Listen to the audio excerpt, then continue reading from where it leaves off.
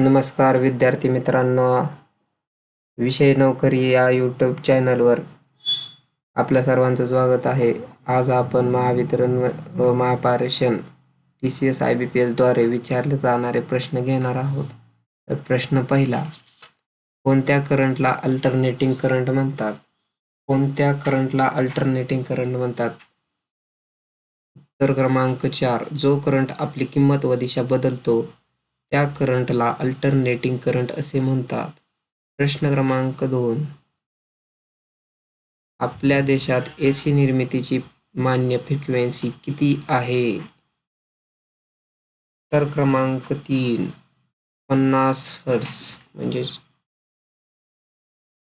प्रश्न क्रमांक 3, कॅपॅसिटरचा symbol dash dash आहे.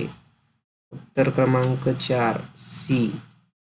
प्रश्न क्रमांक 4, लॅम्पची इफिशियन्सी कशामध्ये मोजतात? उत्तर क्रमांक 2, ल्युमेन किंवा वॅट मध्ये.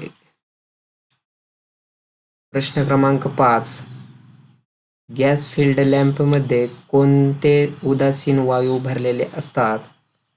उत्तर क्रमांक 4, ऑर्गेनिक नायट्रोजन. प्रश्न क्रमांक 6, व्हॅक्यूम टाईप लॅम्पच्या तुलनेत गॅस लॅम्पची कार्यक्षमता किती असते? उत्तर क्रमांक 2, दुप्पट असते. प्रश्न क्रमांक 7, मोठ्या DC जनरेटरमध्ये पोल कोअर बनवण्यासाठी कोणते मटेरियल वापरलेले असते? उत्तर क्रमांक 3, कास्ट स्टील.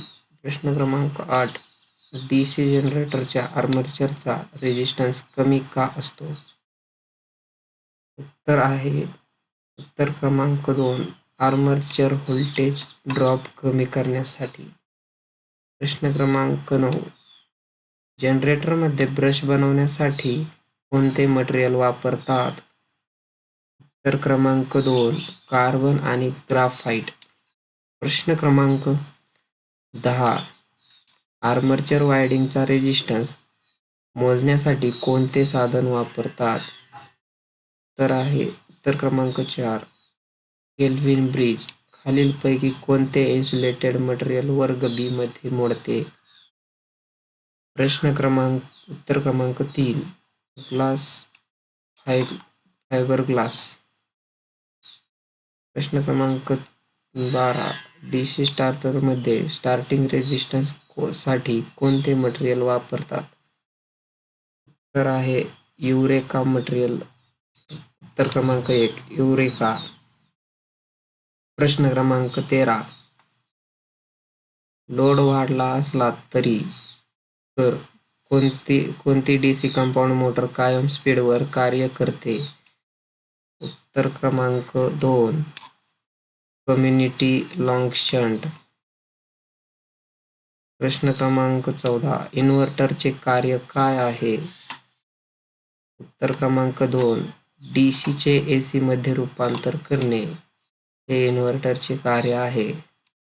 प्रश्न क्रमांक 15, कंट्रोल वायरिंगमध्ये PVC चॅनेलचा उपयोग काय असतो? उत्तर क्रमांक 3, इलेक्ट्रिकल वायरिंगच्या मार्गासाठी व संरक्षणासाठी. प्रश्न क्रमांक 16, फूड मिक्सर मोटरमध्ये कोणती स्पीड कंट्रोल मेथड वापरली जाते? उत्तर क्रमांक 4, सिरीज फील्ड टायपिंग मेथड वापरली जाते. प्रश्न क्रमांक 17, AC मोटरमध्ये टॉर्क आणि स्लिप यामध्ये काय संबंध असतो? उत्तर क्रमांक 2, स्लिप वाढली की टॉर्क वाढतो. प्रश्न क्रमांक 18, कॅपॅसिटर स्टार्टर इंडक्शन मोटरची दिशा कशी बदलता येते? उत्तर क्रमांक 3, मेन वायरिंगची टोके बदलून. प्रश्न क्रमांक 19, अल्टरनेटरचा रोटरला DC पुरवणाऱ्या यंत्राला काय म्हणतात? उत्तर क्रमांक 1, एक्सायटर. प्रश्न क्रमांक 20, खालीलपैकी कोणत्या कारणासाठी डीशी आवश्यकता भासते. डीशीची आवश्यकता भासते. उत्तर क्रमांक 1 इलेक्ट्रोप्लेटिंग.